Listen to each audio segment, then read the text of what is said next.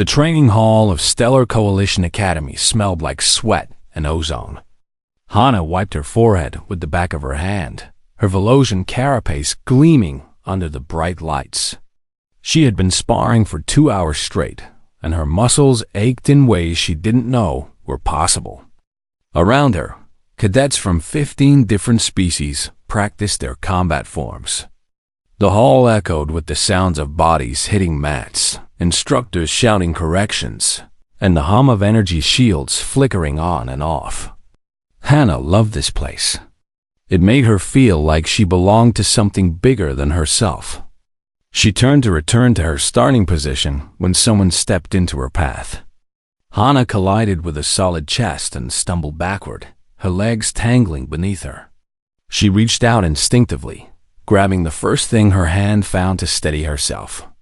Her fingers wrapped around a forearm. A human forearm. The room went silent. Hana looked down at her hand. Beneath her fingers, she felt the raised texture of something carved into skin. Black geometric lines formed patterns she didn't understand. The mark was beautiful in a harsh way, like looking at a weapon that had been polished until it shone. She looked up and met the eyes of the human she had grabbed. His name was Deho. She knew him by sight, everyone did. He was one of the third-year cadets, quiet and disciplined in a way that made other students nervous. Right now, his dark eyes were wide with shock. Hana released his arm quickly and stepped back. "I'm sorry," she said in standard tongue, her accent making the words clumsy. "I didn't mean to bump into you." Deho stared at her. His mouth opened slightly, but no words came out. Around them, the other cadets had frozen mid-movement. A Krillian instructor dropped the training pad he was holding. It clattered on the floor, impossibly loud in the sudden silence. "Did she just—" someone whispered. "She touched it," another voice answered. "The combat mark?" Hana looked around, confused. What had she done wrong? It was just an accident. She had only grabbed his arm to keep from falling. Why was everyone staring? A human cadet pushed through the crowd. His name was Timon, and his face had gone pale. He looked at Daiho, then at Hana, then back at Daiho again. "Did you just touch his mark?" Timon asked Hana. His voice was quiet but urgent. Yes? I didn't mean to. I was falling, and do you know what you've done?" Timon interrupted. Hana shook her head. The confusion was turning into fear now. The way everyone was looking at her made her skin crawl. Even the predatory species cadets, the ones who usually scared her, were staring with something that looked like respect mixed with pity. The Krillian instructor cleared his throat. "Class dismissed," he said gruffly. "Early, go, now." The cadets began to file out, but slowly. They kept glancing back at Hana and Deho.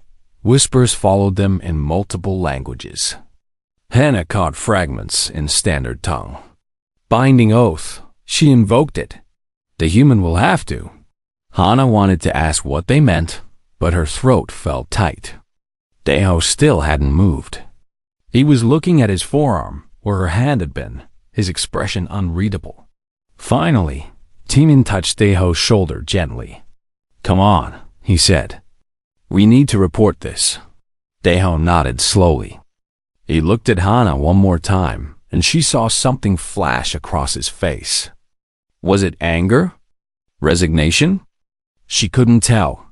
"I'm sorry," Hana said again, louder this time. Deho opened his mouth, closed it, then shook his head. "It's done," he said simply. Then he turned and walked away, Timon following close behind. Hana stood alone in the training hall. Her roommate, Jiwon, materialized at her elbow. Jiwon was Hydraxian, her skin slightly translucent and always damp. Right now, her large eyes were filled with concern. "We need to talk," Jiwon said, taking Hana's arm. "Now, in private." They went back to their shared quarters, a small room with 2 beds and a window that looked out over the gas giant. Valorum Prime. Jiwon sealed the door and activated a privacy field. Then she turned to Hana. "Do you know what a combat mark is?" Ji-won asked. "I've seen them on human cadets," Hana said. "But I thought they were just decorations? Like tattoos?" Ji-won made a sound that was half laugh, half groan. "No, not decorations. They're oaths, promises, made into flesh." She pulled up a holographic display and began showing Hana files. Images of humans through history appeared, warriors from different eras, all bearing marks on their skin. Some were simple, others complex. But all of them had the same weight to them, the same sense of importance. Humans earn these marks through their military training, Ji-won explained. Each mark is unique. It represents the battles they've survived, the skills they've mastered, and the oaths they've sworn. Among human warriors, these marks are sacred. Hana felt her stomach drop. Sacred? Touching another person's mark without permission is... Ji-won paused, searching for the right words. It's either a terrible insult or an acceptance of a pact. Because you touched Daeho's mark while you were in need. While you were falling, the old protocols interpret it as the second option. What does that mean? Hana asked, though part of her already knew she wouldn't like the answer. It means you've invoked what humans call a shield oath. He's now bound to protect you. You are now bound to him. Until the debt is fulfilled or until one of you dies. The room seemed to tilt.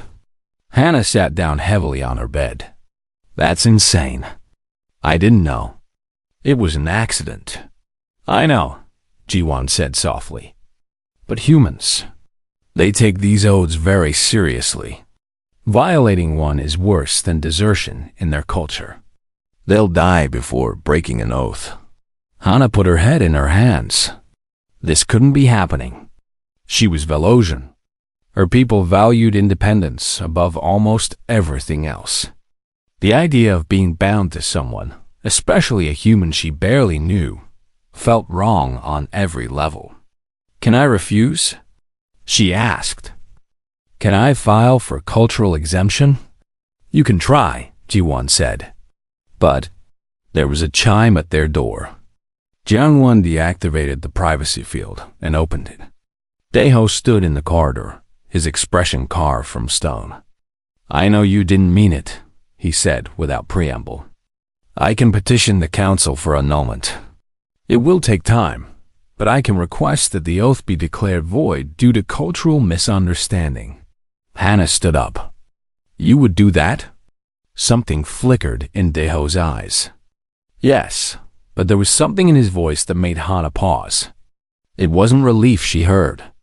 It was something else. Disappointment? Or maybe the weight of duty that he was trying to set down but couldn't quite manage. How long will it take? Hana asked. Weeks, maybe months. The council moves slowly on cultural matters. Daeho shifted his weight. Until then, the oath stands. I'll try to give you space. But I can't ignore it completely. What does that mean? It means I have to know you're safe, Daeho said simply. It's not something I can turn off. I'm sorry. He left before Hana could respond. Ji-won closed the door and looked at her roommate. This is going to change everything, she said quietly. Hana nodded. She looked down at her own hand, the one that had touched the combat mark. She could still feel the texture of it against her palm. Those black lines that meant something she was only beginning to understand. Outside their window, Valorum Prime turned slowly in the darkness of space. Somewhere in the academy, Daeho was probably filing paperwork for the annulment. And somewhere deeper, in a place Hana couldn't name, she felt something settle into place. She had touched a human warrior's oath, and nothing would ever be the same. The next morning, Hana received a summons to the Academy's Cultural Liaison Office. She went alone, despite Ji-won offering to come with her. Some things had to be faced without support. The office was small and filled with holographic displays showing different species and their customs. A Thalan administrator, her scales a pale blue, gestured for Hannah to sit. "You touched a human combat mark yesterday," the administrator said. It wasn't a question. Yes, it was an accident. "Accidents don't matter to tradition," the administrator replied, not unkindly. She activated a display in the center of the room. "I'm going to show you something. Pay attention." The hologram flickered to life. It showed a human in ancient armor, standing on a battlefield. The narration began in standard tongue. Humans have been warriors for their entire history. Long before they reached the stars, they developed complex codes of honor. Samurai, knights, tribal warriors. Each culture had its own version, but they all shared one thing: the oath. The image changed, showing different human warriors through the ages. All of them bore marks on their skin, though the styles varied wildly. When humans joined the coalition, they brought these traditions with them. The combat mark is a synthesis of thousands of years of warrior culture. Each mark is unique, earned through brutal training and combat experience. It's not decoration. It's identity. Hannah watched as the hologram showed a ceremony. A young human knelt while an older one carved lines into his skin with a tool that glowed white-hot. The young human didn't flinch. "The marks represent oaths sworn," the narrator continued. "Oaths to the coalition. Oaths to their unit. Oaths to themselves. And among human warriors, touching another's mark has meaning." The display shifted again. Now it showed two humans, one touching the other's mark. The narrator's voice became more serious. "There are only two reasons a human warrior allows their mark to be touched. The first is as a challenge, an insult that demands satisfaction through combat. The second is as an acceptance of a binding pact." Hannah leaned forward. "What kind of pact?" "It depends on context," the administrator said, pausing the display. "In your case, you touched Deho's mark while in need. You were falling, seeking stability. This invokes what humans call a shield oath. He becomes your protector. You become his ward. The bond lasts until the debt is fulfilled or death releases you both." "That's barbaric," Hannah said. "That's human," the administrator corrected. "And before you judge too harshly, let me show you something else." The display changed to historical footage. Coalition forces in retreat, a human squad holding a position. The footage was grainy and old, from the early days of human membership in the coalition. "This is from the Battle of Talos 9, the administrator said. "Watch the soldier on the left." Hannah watched. The human in question was young, maybe 20 standard years. He was holding a narrow passage while civilians evacuated behind him. Enemy forces pressed forward. The human squad mates fell one by one until he stood alone. "He held that position for 6 hours, the administrator said quietly. "The last hour, he was alone. 17 confirmed enemy kills. He didn't retreat. He didn't break. Do you know why?" Hannah shook her head, though she was beginning to guess. "He had sworn an oath to protect those civilians." "That's the soldier on your footage." The administrator pointed. "His name was Deho. He was 20 years old. That's the same human whose mark you touched yesterday." The blood drained from Hannah's face. She looked at the footage again, at the young human fighting with mechanical precision, never giving ground. She thought about the quiet cadet who had looked at her with shock in the training hall. "Humans don't break their oaths," the administrator said. "It's woven into their culture at a level most species can't understand. They'll die before breaking a promise. I've seen it happen. Multiple times. What happens if I die while bound to him?" Hannah asked, her voice barely above a whisper. The administrator's expression became sad. "Then you better hope you don't. Humans who fail to protect their oath wards, they don't survive long after." Not in any way that matters. They carry the failure until it destroys them.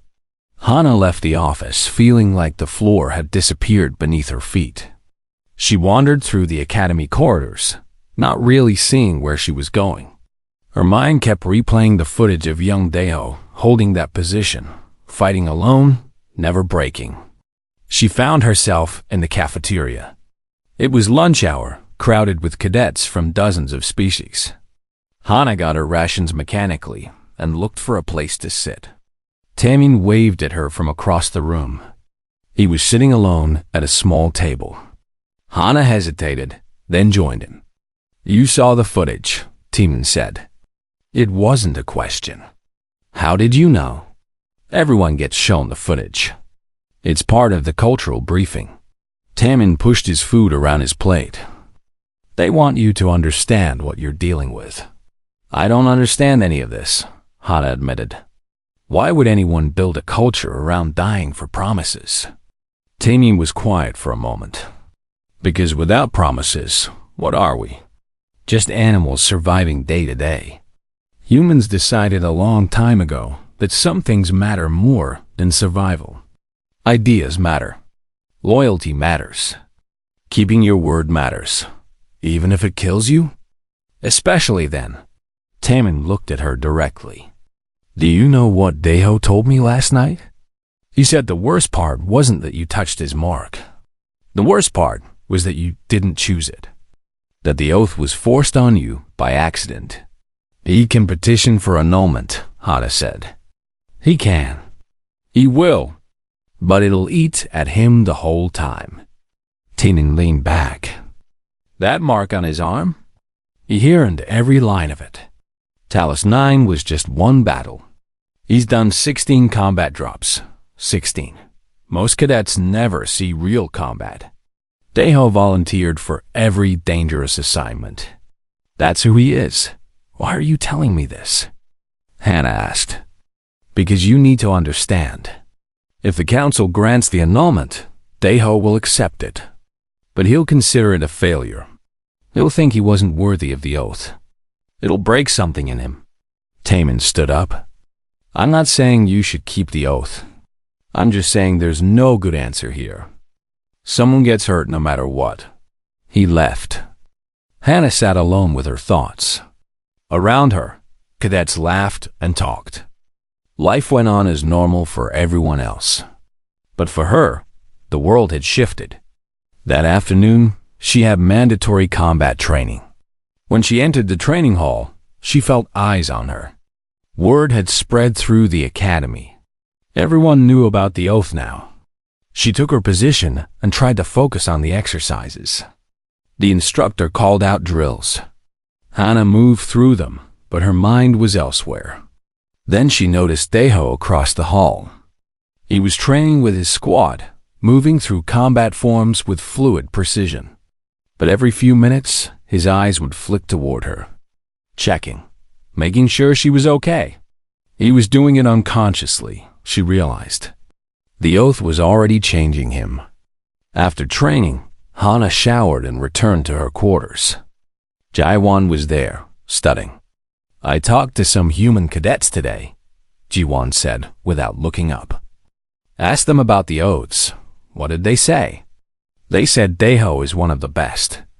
That if anyone was going to be oath-bound to someone, they'd want it to be him." Jiwon finally looked at Hana. "They also said he hasn't smiled in 3 years. Not since Talos 9. Why not?" "Because he lost half his squad that day. He held the position, saved the civilians, but his friends died. And humans..." Jiwon paused. "Humans carry their dead with them. They don't forget. They don't move on. They just keep going." That night, Hana couldn't sleep. She kept thinking about Deho at 20 years old, standing alone against an enemy force. She thought about him now, checking on her during training without even realizing he was doing it. She thought about what Tamin had said. Someone gets hurt no matter what. And she thought about the oath itself. The idea that a promise could be so important that you die for it. It was alien to her. Velosians didn't think that way. They valued survival and independence. But maybe, she thought as she finally drifted off to sleep, maybe there was something beautiful in it too. In the idea that your word meant everything. That you could be trusted absolutely. Maybe humans weren't barbaric. Maybe they were just honest about what they valued. The next day, she received a message on her datapad. It was from the Academy Administration. Mandatory combat exercise, mixed species teams. Report to Training Hall 6 at 0800 hours. She showed up early. Daeho was already there, stretching. He nodded at her, but didn't speak. The exercise began. Teams were randomized. Hannah ended up paired with cadets she didn't know well. Then she saw him. Borak, a Rendathi upperclassman, built like a tank with 4 arms.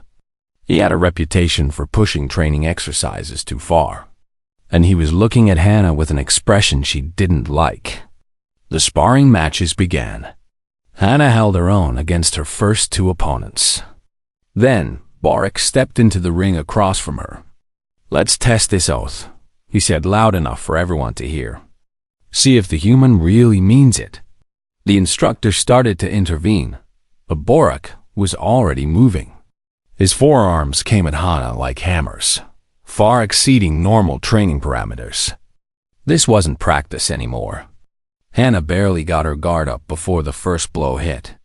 The impact drove her backward. The second blow was coming, aimed at her head. This one would kill her. Then Daeho was there. He had crossed 15 meters in seconds. He caught Borak's arm mid-swing, redirected it, and put himself between Borak and Hannah stood outside the infirmary for 10 minutes before she found the courage to go inside. Through the transparent door, she could see Daeho lying on a medical bed, hooked up to regeneration gel. He was reading something on a datapad, his face calm as if he hadn't just broken 3 ribs protecting her. She pressed the entry button. The door slid open. Daeho looked up, saw her, and his expression didn't change. "You shouldn't be here," he said quietly. Hannah stepped inside anyway. The medical bay was quiet. Just the soft hum of machines and the gentle bubble of regeneration gel. "You broke your ribs for me." "Yes, for an accident." "No." Daeho set down his datapad. "For an oath." "There's a difference." Hannah pulled a chair close to his bed and sat down. "Explain it to me. Make me understand." Daeho was quiet for a long moment. The regeneration gel glowed softly around his torso, knitting bone and tissue back together. Finally, he spoke. "When I was 20, I was deployed to Talos 9. Civilian evacuation, hostiles closing in. My squad was supposed to hold a position for 2 hours until transport arrived. Simple mission." He paused. Transport was delayed. We held for 4 hours. Then 5. My squad started taking casualties. Hannah said nothing. She had seen the footage, but hearing it from him was different. By hour 6, I was alone. 17 hostiles between me and the civilians behind me. I had maybe 30 rounds left. Daeho looked at his hands. I could have retreated, found another position, maybe survived. But I had given my word to those civilians. Told them they'd be safe. So I stayed. "You almost died," Hannah said. "Yes, but they lived. All of them." Daeho met her eyes. "That's what the oath means. It's not about the cost to me. It's about keeping my word. The mark on my arm isn't decoration. It's proof that when I say I'll protect someone, I mean it. Even if it kills me. That's insane. Maybe, but it's who I am." Daeho gestured at his ribs. "These will heal in a week. You would have died if Borak's punch had connected." There was no choice to make. Hannah felt something twist in her chest. "I'm sorry. This whole thing is my fault." "No, you touched my mark in need. That's valid invocation. If anything, I'm sorry you got bound to this without choosing it." They sat in silence. Outside the window, stars moved slowly past as the Academy orbited Valorum Prime. "What happens now?" Hannah asked. I filed the annulment petition. Should hear back in a few weeks. Until then, the oath stands. Deho shifted slightly, wincing. "I'll try to give you space, but I can't promise I won't react like today." "I don't want space," Hannah said before she could stop herself. Deho looked at her, surprised. "What?" "I mean," Hannah struggled to find words. "I've been researching human culture, reading about your warrior traditions, and I'm starting to understand. The oath isn't about control. It's about trust. You're trusting that protecting me is worth it. Maybe I should trust that too. You don't have to, I know, but maybe I want to." Hannah stood up. "Get some rest. We'll figure this out." She left before Deho could respond. Over the next few days, Hannah noticed changes. Small things. Deho was always positioned between her and potential threats in the corridors. He ate after she did in the cafeteria, his eyes constantly scanning exits. He had added her class schedule to his datapad. The oath was changing him, weaving itself into his daily routine. But it was changing her too. She found herself looking for him in crowds, feeling safer when he was nearby, starting to trust that he meant what he said. One evening, Instructor Myre pulled Hannah aside. Myra is a human female veteran, her face marked with scars from old battles. She was known as one of the toughest instructors at the Academy. "Walk with me," Myre said. They walked through the Academy gardens, a biodome that simulated Earth's environment. Trees from a dozen worlds grew together in careful harmony. "You need to understand something about Deho," Myre said. "That mark on his arm? I was there when he earned it. Talus 9. I was his commanding officer." Hannah stopped walking. "You were there?" "I was. I gave the order for his squad to hold that position. I watched half of them die. And I watched Deho stand alone against impossible odds because he had given his word." Murray's voice was hard. He was 20 years old, just a kid. But he fought like a warrior 3 times his age. "Why are you telling me this?" "Because you need to know what kind of person is bound to you. Deho doesn't break. He bends, he adapts, he survives. But he doesn't break his promises." Myre looked at Hannah directly. "If you die while oath-bound to him, it will destroy him. Not immediately, but slowly. He'll hold himself responsible. I've seen it happen to other oath holders. They don't survive long after. Not in ways that matter." Hannah felt cold despite the warm air. "That's not fair. I didn't ask for this. Life isn't fair. Life isn't fair. But now you know. The oath isn't just about him protecting you. It's about you staying alive so he doesn't carry your death for the rest of his life." Myre walked away, leaving Hannah alone among the alien trees. That night, Hannah couldn't sleep. She kept thinking about what Myre had said. The weight of the oath was heavier than she'd realized. It wasn't just about her safety. It was about Deho's survival too. She was still awake when her datapad chimed. Priority alert. All cadets report to briefing rooms immediately. Hannah dressed quickly and rushed to the briefing room. Other cadets were already there, looking confused and worried. Jiwon found her and grabbed her arm. "What's happening?" Hannah asked. "Pirates. In the Valorum system. They're targeting supply runs." The briefing began. A coalition officer explained the situation. Long-range sensors had detected 3 pirate vessels, heavily armed, moving through the system. All civilian traffic was being rerouted. Academy supply runs were postponed. Cadets were restricted to defensive positions only. Hannah felt her stomach drop. Her family. They were supposed to visit today.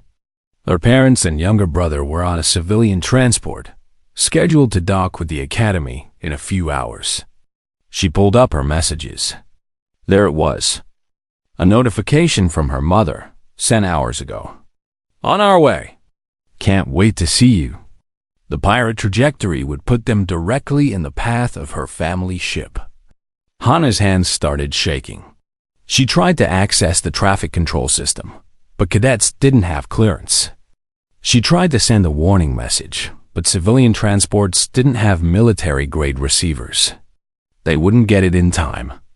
She was just a cadet. She had no authority, no power, no way to help. The briefing ended. Cadets filed out, talking nervously about the pirates. Hannah went back to her quarters in a daze. Ji-won followed, asking questions, but Hannah barely heard her. Her family was going to fly right into a pirate ambush, and she couldn't do anything about it. She sat on her bed, staring at nothing. 4 hours until intercept. 3 hours until it was too late to do anything. There was a knock on her door. Hannah opened it. Daeho stood in the corridor. He was out of medical, his ribs healed enough for light duty. His expression was serious. I heard about your family ship, he said quietly. Hannah felt tears burning behind her eyes. I can't do anything. I'm just a cadet. I can't redirect them. I can't warn them. I know. Daeho stepped closer. Get your gear. We're leaving in 20 minutes. Hannah stared at him. What? Your family is in danger.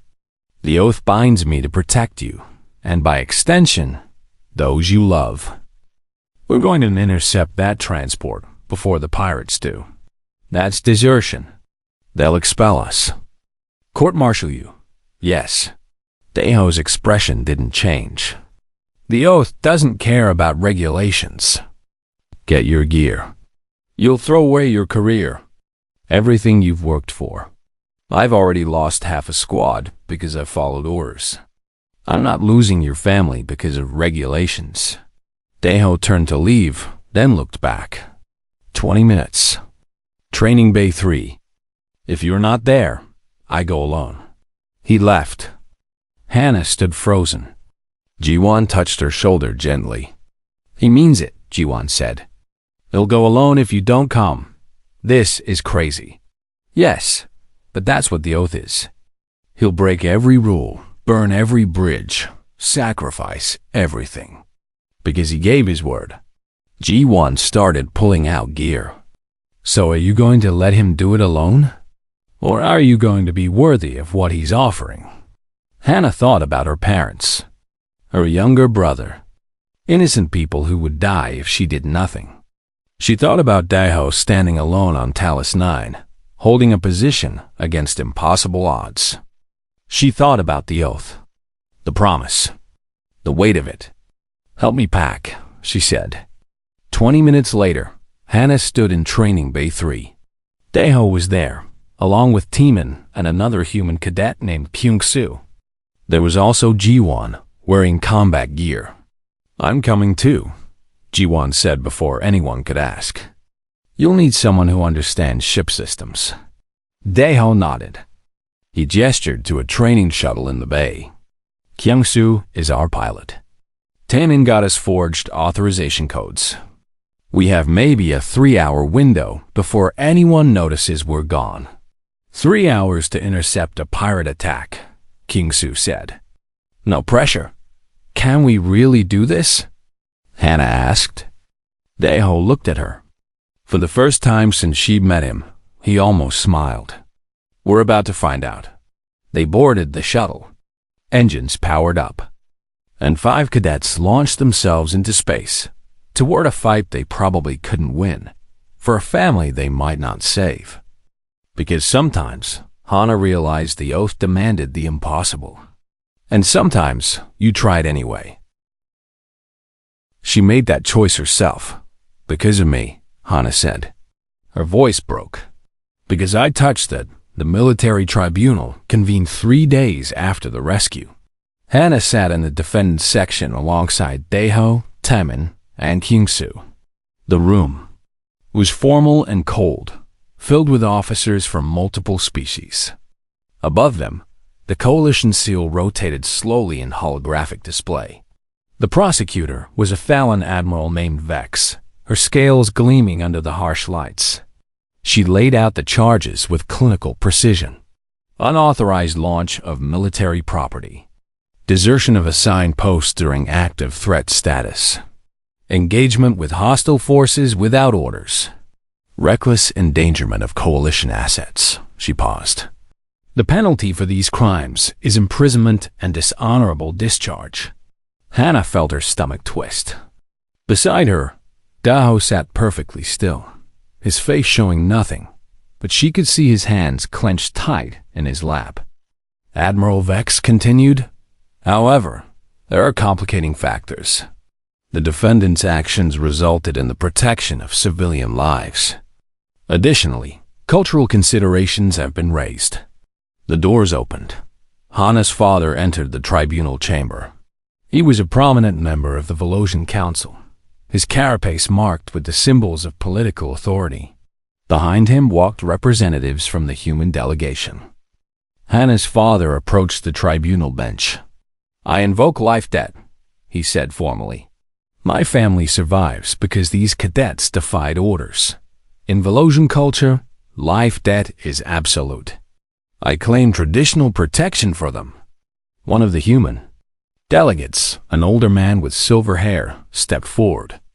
The oath holder acted within parameters of Human Warrior Code, which is recognized under Coalition Cultural Protection Statutes, subsection 41. "We request the tribunal consider this." Admiral Vex's expression darkened. What should have been a simple court-martial had just become a political complication. She glanced at the other tribunal members, all looking equally uncomfortable. "The tribunal will adjourn for 3 days to consider these factors," she announced. They were returned to holding cells. Separate rooms this time, with basic amenities but constant surveillance. Hana paced her small cell, unable to sit still.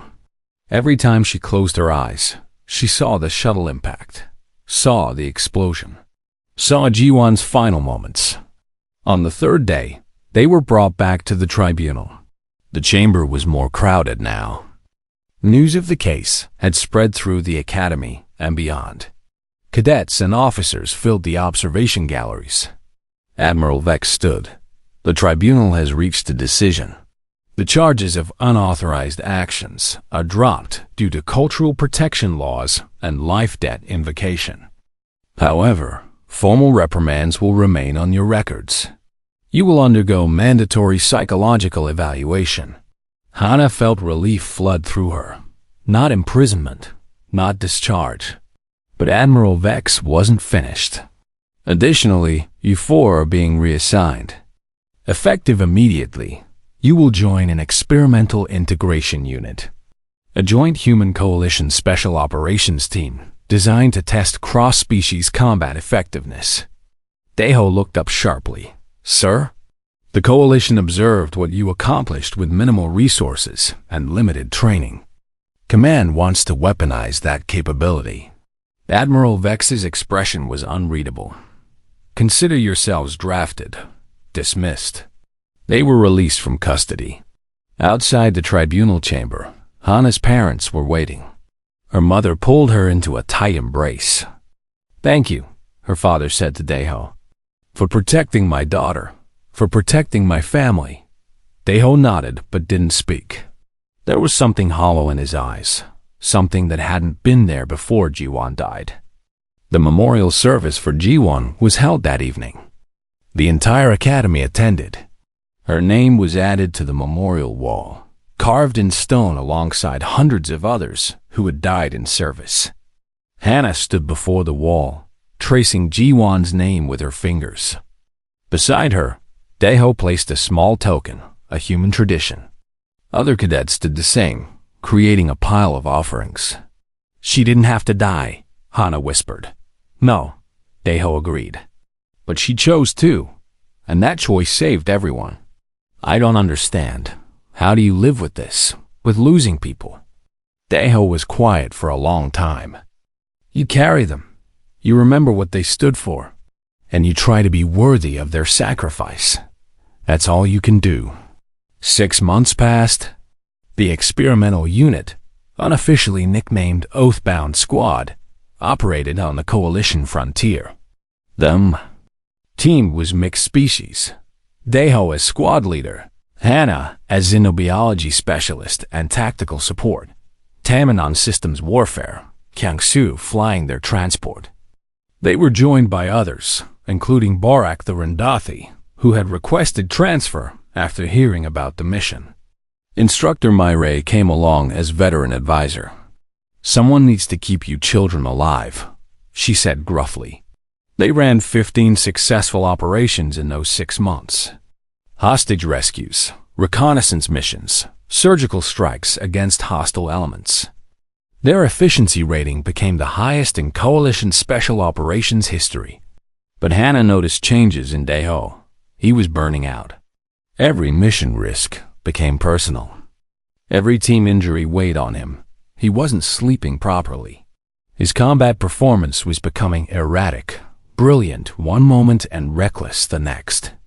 The oath, instead of fading, had intensified. He had extended it in his mind to cover the entire squad. Every person under his command became someone he was bound to protect.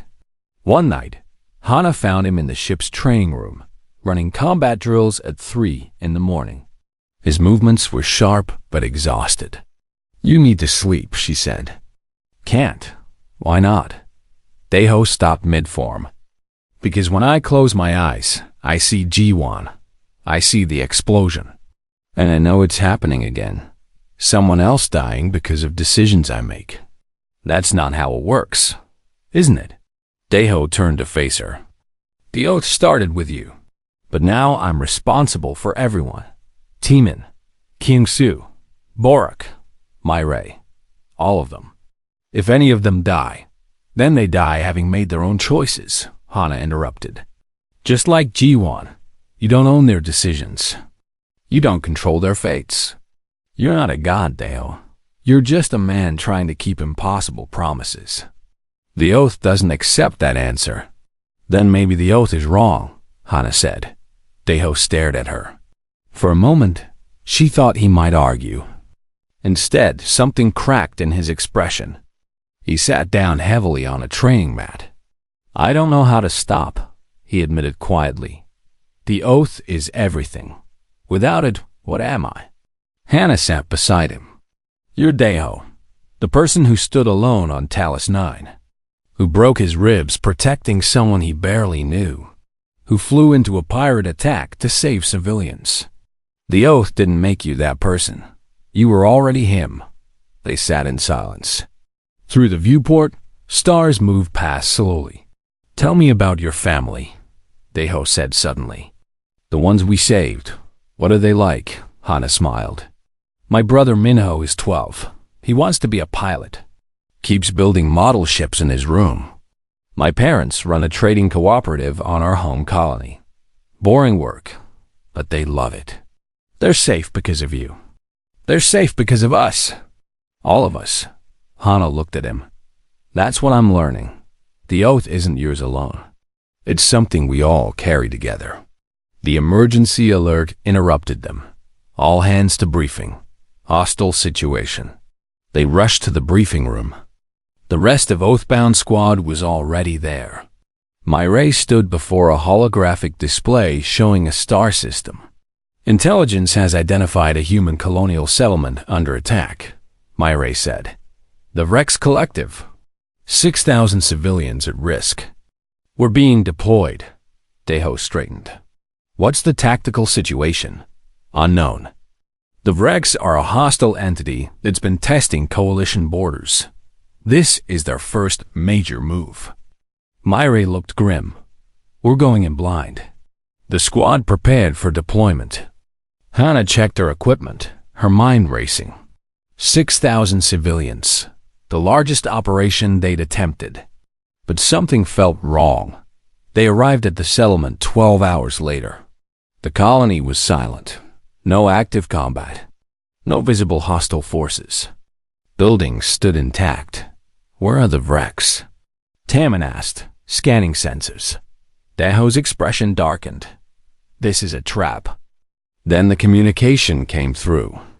A Vrex commander appeared on their displays, insectoid features arranged in what might have been a smile. "We've been studying you humans," the Vrex said. "Your oaths, your promises, your weaknesses, so we designed a test." The display split. One side showed the settlement, cameras revealing civilians huddled in buildings, unharmed but surrounded by explosives. The other side showed another location, Hana's home colony. "Two locations," the Vrex continued. "The settlement will explode in 20 minutes. Your colony, Velosian, is under assault right now. Your family is there. Choose." The channel closed. The squad stood frozen. Hana felt ice spread through her chest. Minho was on that colony. Her parents. The people she had grown up with. Daiho stared at the displays. For the first time since Hana had known him, he looked completely lost. The oath bound him to protect her and those she loved. But his duty demanded saving the greater number. 6,000 lives versus her family. He couldn't save both. Hana watched him struggle. Watched the warrior who never broke trying to find a solution that didn't exist. And she realized something. The oath wasn't his chain. It was her choice. She stepped forward. "I'm ordering you to save the settlement." Daho turned to her. "What? You swore to protect me, to protect what I value. And I choose those 6. The training shuttle cut through space like a knife. Kyung-soo flew with his hands steady on the controls, pushing the small vessel to speeds it wasn't designed for. In the back, Teaming worked frantically on a console, trying to mask their energy signature from Academy sensors. Hana sat strapped into a seat, watching the stars blur past. Her parents were out there somewhere, along with her younger brother Minho. They had no idea what was coming. "Status," Daho said from the co-pilot seat. His voice was calm, like this was just another training exercise. 2 hours to intercept, Kyung-soo replied. "Pirate vessels are still on trajectory. 3 raiders, heavily armed. Our sensors show they're powered up for combat." "What about Hana's family transport?" Ji-won asked. Tainin pulled up a display. "There, civilian transport designation CT-447. They're following standard approach vectors. No idea pirates are in the area." Hana felt her chest tighten. "Can we warn them?" "Not without revealing our position," Teeman said. "The pirates would detect the transmission and change tactics. Our only advantage is surprise." Daho turned in his seat to look at the group. "Here's the situation. We're 5 cadets in a training shuttle with practice weapons. The pirates have 3 combat-rated raiders with live ordnance. By every tactical measure, we're outgunned and outmatched. So, what's the plan?" Ji-won asked. "We make them think we're more dangerous than we are. Taemin, can you hack our transponder to broadcast coalition military codes?" "Already done. We'll register as a patrol craft for maybe 10 minutes before they realize it's fake. 10 minutes is enough." Daho pulled up a tactical display. "Kyung-soo, when we get in range, I want attack runs that make us look like experienced pilots. Fast, aggressive, unpredictable. Make them worry. I can do that." "Ji-won, you're on weapons."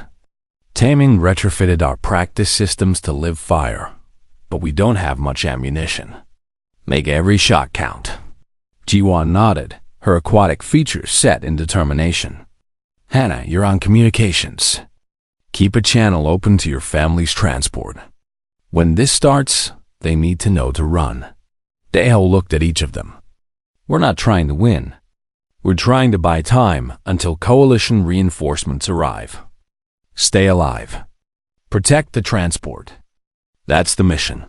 And if reinforcements don't come? Kyung-soo asked. Then we make the pirates regret being here, Daeho said simply. They flew in silence after that. Hana watched the timer count down. 2 hours became 1. 1 became 30 minutes. Then 15. Contact, Teeman said. Pirate vessels detected. Range, 100,000 kilometers and closing. Can they see us? Daeho asked. Not yet. We're coming in from their blind side. And the transport? Still on approach. They'll cross pirate firing range in 8 minutes. Daeho's hands moved over the controls. All stations, prepare for combat. Kyung-soo, bring us around for an attack run. Let's announce ourselves. The shuttle curved through space, engines burning bright. Then they were accelerating toward the pirate vessels, 3 dark shapes against the stars. Broadcasting Coalition military codes now, Taeman said. One of the pirate ships immediately changed course, turning to face them. Warning shots flashed past the shuttle's hull. They're not buying it, Kyung-soo said. Doesn't matter. We got their attention. Daeho activated the communication system. Hana, warn your family. Now. Hana's fingers flew over the console. Transport CT-447. This is Cadet Hana. Pirates in the area. Repeat, pirates in the area. Break off approach and run. Maximum speed. Static, then her mother's voice, confused and scared. Hana, what's happening? No time to explain. Just run, please. The transport's engines flared to life. It began to turn away from its approach vector. But the pirates had already seen it. One of the raiders broke formation, accelerating toward the civilian ship. Target lock, Ji-won said. They're going after the transport. Not on my watch, Kyung-soo muttered. He threw the shuttle into a dive that made Hana's stomach lurch. They intercepted the pirate raider, weapons firing. Practice shots retrofitted to live ammunition tore into the raider's shields. The pirate ship returned fire. Energy bolts hammered their shields. Warning lights flashed across the console. Shields at 60%, Teeman reported. Kyung-soo banked hard, avoiding another volley. The shuttle screamed through space, dancing around incoming fire. He was flying like someone with years of combat experience, not a cadet. Where did you learn to fly like this? Ji-won shouted. I didn't. I'm improvising, Kyung-soo shouted back. Another pirate raider joined the fight. Now they had 2 hostiles targeting them. The third was still moving toward Hana's family transport. We can't fight them all, Taeman said. Sweat ran down his face as he worked the defensive systems. Daeho's expression was carved from stone. Then we split their attention. Kyung-soo, attack run on the third raider. Aggressive. Make them think we're crazy enough to ram them. Are we crazy enough to ram them? If we have to. The shuttle dove toward the third raider. Kyung-soo aimed directly at their bridge. Weapons fired continuously. They were burning through ammunition fast, but the raider's shields were taking damage. At the last second, Kyung-soo pulled up. They skimmed over the raider's hull, close enough that Hana could see the pitted metal of their armor. The raider changed course, abandoning its pursuit of the transport to focus on the shuttle. Now all 3 pirates were targeting them. Transport is clear, Hana said, her voice shaking. They're moving away at maximum speed. Good. Daeho checked their systems. Shields at 40%. Ammunition at 25%. Time to coalition reinforcements? Unknown, Taeman said. I sent an emergency beacon, but we're operating under false codes. They might not take it seriously, so we're on our own. Looks like it. Energy bolts slammed into their shields.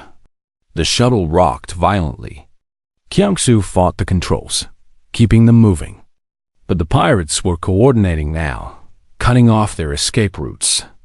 One of the raiders is targeting our engines, Ji-won reported. If they hit us there, we're dead in space.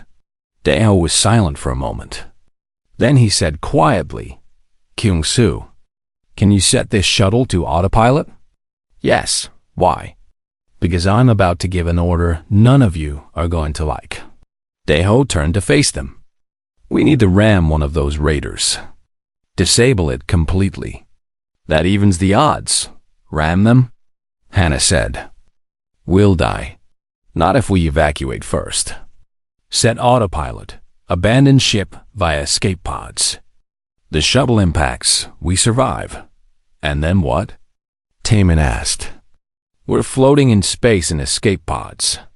The pirates will just pick us off. Coalition reinforcements will arrive eventually. The emergency beacon is broadcasting. We just need to survive until then. Daeho looked at each of them. It's the only play we have left. Kyung-soo's hands were tight on the controls. Which raider do we ram? The one targeting the transport.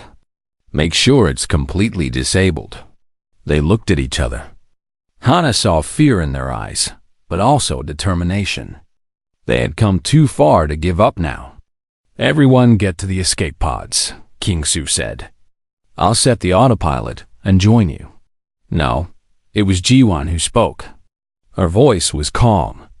Someone needs to make sure the autopilot doesn't get hacked or shut down. Someone needs to stay with the shuttle until impact. That's suicide, Taemin said. Yes, but it's necessary.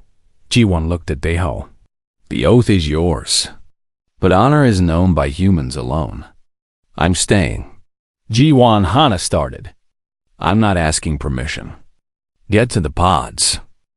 That's an order? Ji-won smiled, and there was something peaceful in her expression. Tell my family I kept my word too. That I protected my friends. Daeho stood up. For a moment, Hana thought he would argue. Instead, he saluted. A crisp, military salute that Ji-won returned. It's been an honor, Daeho said quietly. The honor was mine. They evacuated. Kyung-soo, Taemin, Daeho, and Hana crowded into escape pods. The pods launched just as the shuttle accelerated toward the nearest pirate raider. Through the pod's small viewport, Hana watched their shuttle transform into a missile. They crossed the distance in seconds. The pirate tried to evade, but Ji-won compensated, keeping the shuttle on target. The impact was silent in space, but devastating. The shuttle punched through the raider's shields and hull. Both ships exploded in a flash of white light that burned Hana's vision. Ji-won was gone. No, Hana whispered. The escape pods tumbled through space.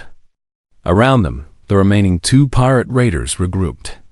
They had lost 1 ship, but now they were angry. Hana watched them approach on her pod sensors. Without weapons, without shields, they were helpless. But then, new contacts appeared on sensors. Ships dropping out of faster-than-light travel. Coalition vessels. A full patrol squadron. This is Coalition Patrol 7, a voice crackled over emergency channels. Distress beacon received. Stand down or be destroyed. The pirates ran. Their ships jumped to faster-than-light, disappearing into the void. Rescue ships collected the escape pods. Hana, Daeho, Taemin, and Kyung-soo were brought aboard a coalition cruiser. Medical teams checked them over. They were bruised, shaken, but alive. Hana's family transport was escorted safely to the academy. Her parents and brother were safe. But Ji-won was dead. In the cruiser's holding area, the 4 cadets sat in silence. Military police would be coming soon to arrest them for desertion and unauthorized combat operations. Daeho stared at his hands. Ji-won didn't have to stay. I didn't ask her to. She chose to, Kyung-soo said.